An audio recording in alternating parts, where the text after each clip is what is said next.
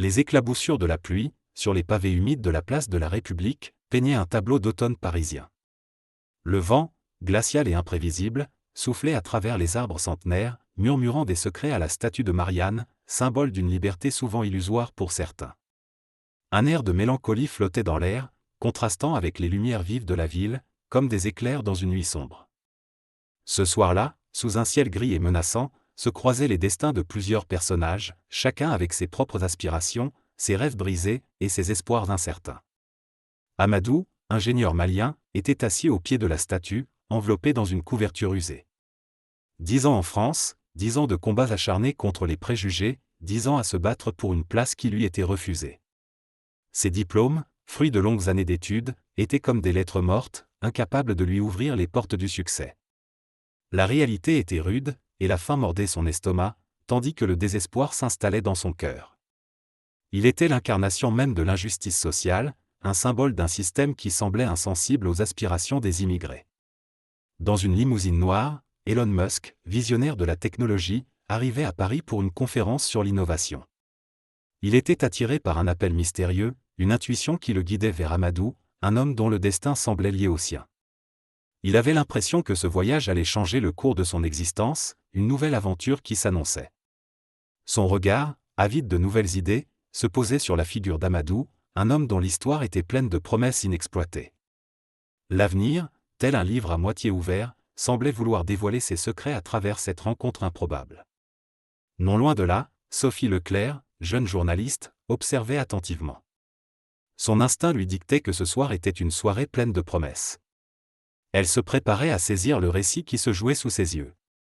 Dans le café voisin, Pierre Dubois, PDG d'une start-up en difficulté, observait avec une certaine amertume la rencontre inattendue. Il se reconnaissait dans la situation d'Amadou, dans cette quête sans fin pour réussir dans un monde compétitif. Leur destin était entremêlé, lié par un fil invisible, et la nuit, avec sa couverture d'ombre, semblait vouloir révéler des vérités cachées. Paris, un soir d'automne pluvieux. La place de la République, cœur battant de la ville, respirait une atmosphère particulière. Les lumières des enseignes, reflétées sur les pavés mouillés, dansaient en un ballet nocturne. Le vent, glacial et imprévisible, s'engouffrait entre les bâtiments, murmurant des secrets aux passants. Un air de mélancolie flottait dans l'air, tel un voile léger, contrastant avec la vie animée qui s'épanouissait dans les cafés environnants. Cette ambiance particulière était le décor parfait pour les destins qui allaient se croiser. Amadou, 45 ans, ingénieur aérospatial malien, portait en lui les stigmates d'un rêve brisé. Arrivé en France il y a 10 ans, il avait apporté avec lui des diplômes prestigieux et une détermination sans faille. Mais la réalité française s'était révélée plus complexe. Les préjugés et les obstacles administratifs avaient étouffé ses ambitions. Aujourd'hui, la rue était son refuge, le froid son compagnon, le désespoir son ombre. Son histoire, une symphonie de frustration et de renoncement, résonnait dans le silence de la place. Fatou, sa fille de 25 ans, servait dans un café voisin, une jeune femme aux yeux brillants, reflétant un peu de la lumière de son père, malgré le poids des difficultés. Elon Musk, visionnaire de la technologie, était un homme aux ambitions démesurées. Ses entreprises avaient révolutionné le monde, mais la quête de l'innovation était toujours présente. Ce soir, une impulsion inexplicable le guidait vers la place de la République. Il était fasciné par l'histoire de l'humanité, et la rencontre avec Amadou était pour lui une occasion unique d'explorer de nouvelles perspectives. Son aura, sa notoriété, contrastaient avec la précarité d'Amadou, mais l'attraction était indéniable. Sophie Leclerc, jeune journaliste de 28 ans, était une observatrice attentive. Son instinct aigu la poussait à saisir les histoires cachées, les moments cruciaux. Elle avait un don pour dénicher les drames et les injustices, et cette soirée promettait une opportunité unique. Pierre Dubois, 50 ans, PDG d'une start-up en difficulté, était un homme aux prises avec ses propres démons.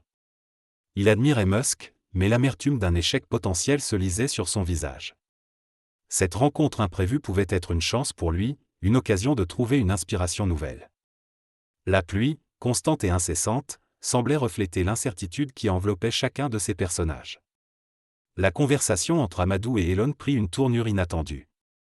Amadou, dévoilant une connaissance approfondie du travail d'Elon, souleva des questions sur les inégalités d'accès à la technologie et à l'innovation, révélant un secret, un projet d'Elon, initialement destiné à révolutionner l'accès à l'éducation dans les pays en développement, avait été gelé, victime d'un lobbying influ. Sophie, observant attentivement, comprit que cette conversation n'était qu'un prélude à une confrontation plus large, un conflit entre les aspirations d'un homme désespéré et la réalité d'un système corrompu. Pierre, témoin silencieux, voyait dans cette scène le reflet de son propre combat, et un espoir naissant pour une révolution technologique plus juste. Fatou, au cœur de cette tempête, se demandait comment cette rencontre allait impacter la vie de son père et, peut-être, la sienne. Amadou, rongé par le désespoir, cherchait une issue à sa situation. Son objectif premier était de trouver un emploi stable, un moyen de subvenir aux besoins de sa fille, Fatou. Les préjugés et la discrimination étaient les premiers obstacles. Il se heurtait à des refus systématiques, des portes closes qui le laissaient impuissant. Il se sentait piégé dans un système qui ne lui offrait aucune chance. Cette réalité était un poids lourd, écrasant ses espoirs. Fatou, de son côté, se battait pour soutenir son père, son amour inconditionnel la poussant à trouver des solutions, à se dépasser. Elon, fasciné par la détermination d'Amadou, cherchait à comprendre les mécanismes de la discrimination. Son objectif était de trouver une solution concrète à la problématique de l'accès à l'éducation et à la technologie dans les pays en développement. Il envisageait d'adapter son projet initial pour contourner les obstacles politiques et financiers. Il se rendait compte que sa vision de l'innovation devait s'adapter à la réalité sociale, à l'immense complexité du monde. La rencontre avec Amadou était une opportunité unique de trouver une solution innovante, de faire une différence concrète. Sophie, poussée par son instinct de journaliste, cherchait à raconter l'histoire d'Amadou. Son objectif était de mettre en lumière les injustices sociales et les préjugés qui entravaient la réussite des immigrés. Elle savait que son article pourrait faire bouger les choses, mais elle savait aussi que la route serait semée d'embûches. La pression de ses supérieurs, les délais serrés, les menaces potentielles de représailles faisaient partie des obstacles qu'elle devait surmonter. Elle se confrontait à la difficulté de faire entendre la voix des plus faibles. Pierre, confronté aux difficultés financières de sa start-up, cherchait un financement. Son objectif était de trouver un investisseur puissant, quelqu'un qui croirait en son projet. L'échec potentiel de sa start-up était une menace constante. La compétition féroce du marché technologique, l'incertitude du futur, étaient autant d'obstacles à surmonter. Il observait avec un mélange d'admiration et de frustration l'interaction d'Elon et d'Amadou, se demandant si une nouvelle source d'inspiration pouvait émerger de cette rencontre. La subtile dynamique entre les quatre personnages créait une intrigue subtile. La conversation entre Amadou et Elon, initialement amicale, prit une tournure plus conflictuelle. Amadou, évoquant les obstacles qu'il rencontrait, décrivit avec une douleur palpable la difficulté de trouver un emploi décent, la discrimination subie. Elon, confronté à cette réalité crue, se sentit soudainement impuissant face à l'ampleur du problème. L'incitation à l'action était lancée. Le silence pesant qui suivit fut rompu par un cri.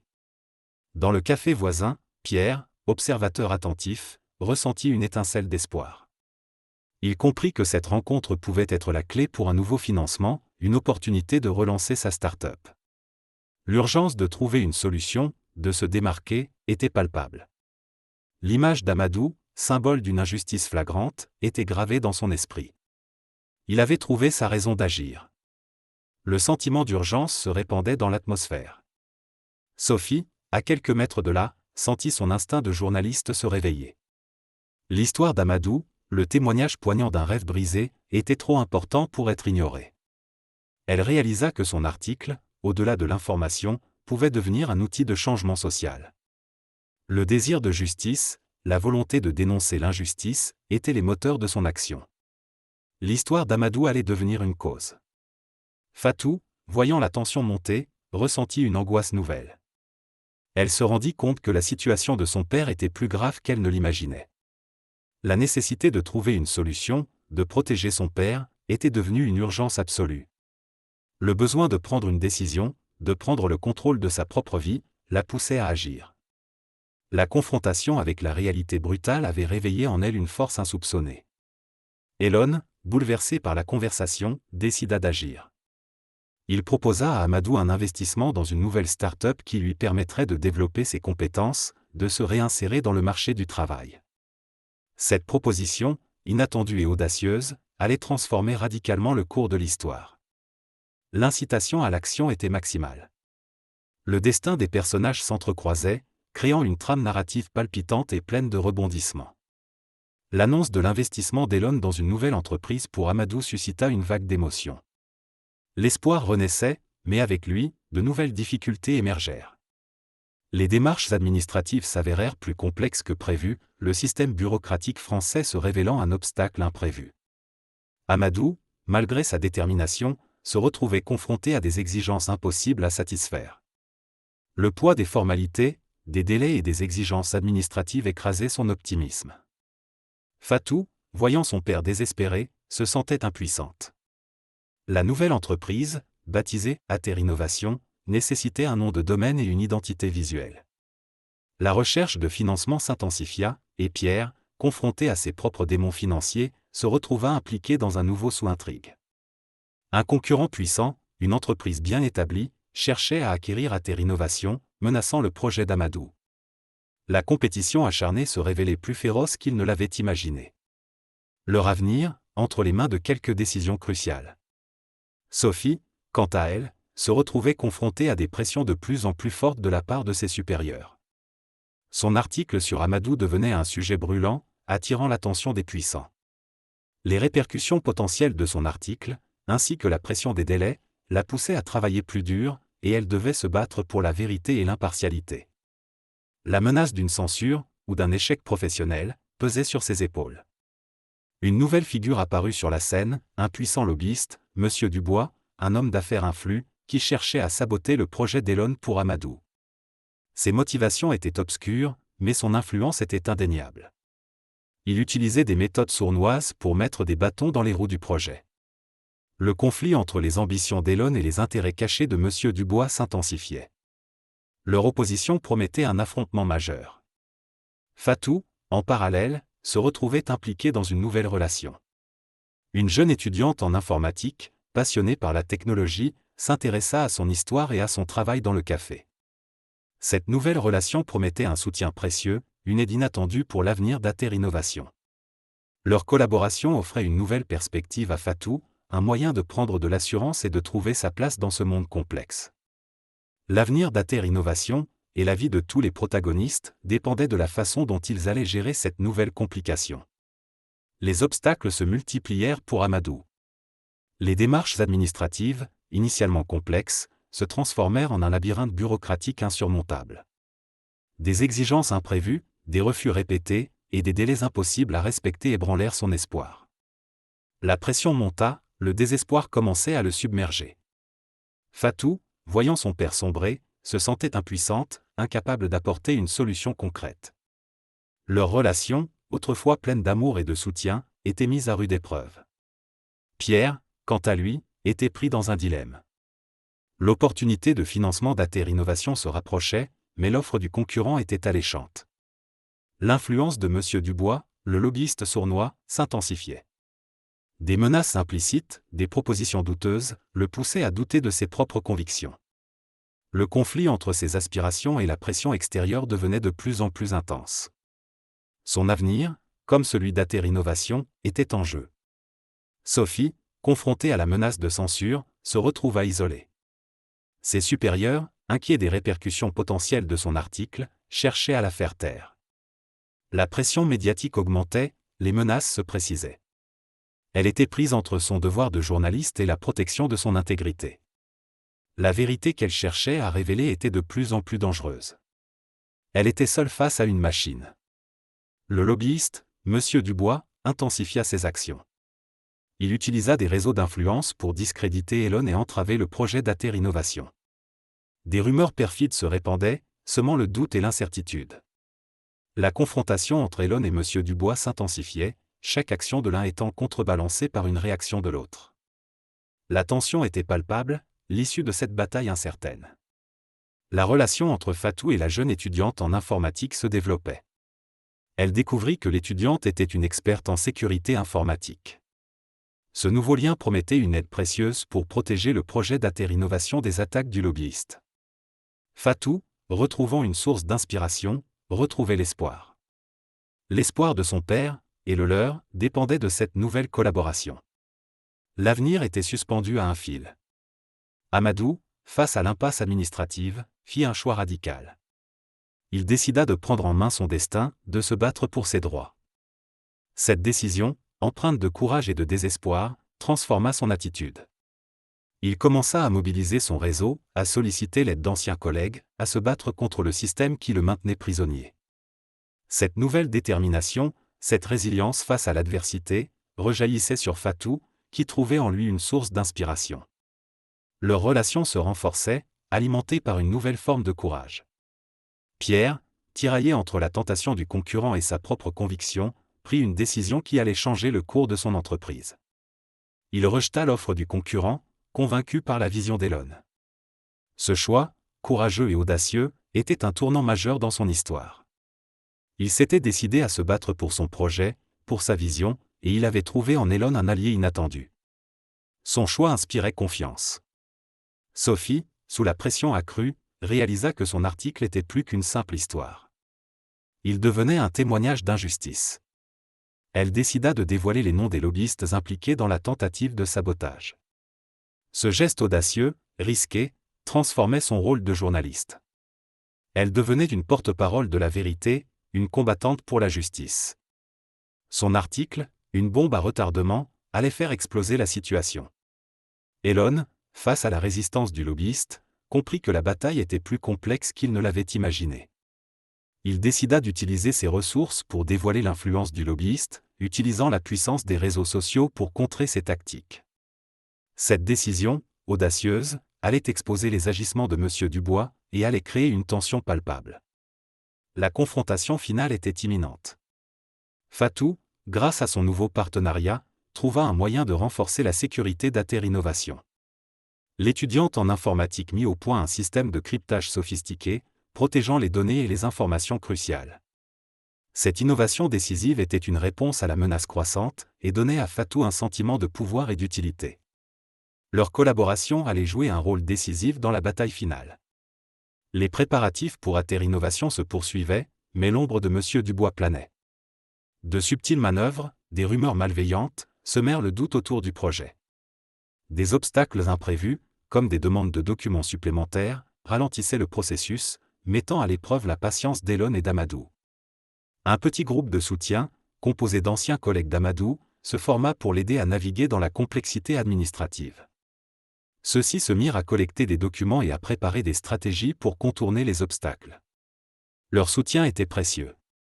Fatou, observant la tension croissante, chercha à réunir le groupe. Elle organisa des réunions discrètes dans un café près de la place, où Sophie, Pierre et quelques autres membres du groupe s'étaient joints. Un sentiment d'unité se développait, renforçant leur détermination à soutenir Amadou. Les alliances se forgeaient, les liens se resserraient, créant un front uni face à l'adversité. Les tensions entre les personnages s'intensifiaient. Sophie, quant à elle, se retrouvait de plus en plus isolée. Des menaces anonymes, des appels téléphoniques menaçants, la mettaient en garde. Son travail devenait dangereux. Elle commença à douter de ses capacités, se demandant si elle avait bien fait de dévoiler les noms des lobbyistes. La pression était immense, et elle se sentait seule. Un soutien inattendu vint d'une source inattendue. Pierre, tiraillé entre ses intérêts personnels et la vision d'Elon, se trouva confronté à un dilemme moral. L'offre du concurrent, malgré sa tentation, ne correspondait pas à ses valeurs. Il décida de rester fidèle à son projet, à sa vision. Son choix était clair. Il se rapprochait d'Elon, une alliance inattendue se formait. L'espoir renaissait. L'étudiante en informatique, déterminée à aider Fatou, découvrit une faille dans le système de sécurité de M. Dubois. Ce fut un coup de chance, une opportunité inespérée. Cette découverte promettait de révéler les secrets du lobbyiste et de mettre fin à ses machinations. Une nouvelle voie s'ouvrait, un moyen de contrer les forces obscures qui s'opposaient à eux. La bataille finale était proche. Les derniers obstacles se dressaient face à Amadou. Des documents manquants, des exigences administratives insensées, semblaient vouloir saboter Ater Innovation. L'espoir vacillait, mais la détermination d'Amadou, nourrie par le soutien de Fatou et de ses anciens collègues, restait inébranlable. Leur unité était leur force. La pression montait, chaque obstacle rencontrant un combat acharné, chaque refus alimentant leur détermination. Leur combat devenait une métaphore de la lutte contre les injustices. Pierre, confronté à la menace d'une acquisition hostile, se retrouvait face à une décision déchirante. L'offre du concurrent, alléchante financièrement, mettait en péril la vision qu'il avait pour Ater Innovation. L'émotion était palpable, la pression immense. Il devait choisir entre l'opportunisme immédiat et la poursuite de ses valeurs. Son choix allait influencer l'avenir de son entreprise et de nombreux autres. Sophie, quant à elle, était sur le point de publier son article démasquant le lobbyiste du bois. La menace de représailles était tangible. Des menaces directes, des intimidations, pesaient sur elle. Elle devait choisir entre la sécurité et la vérité. Son courage, nourri par la conviction de faire triompher la justice, était son bouclier. L'article était prêt. La publication était imminente.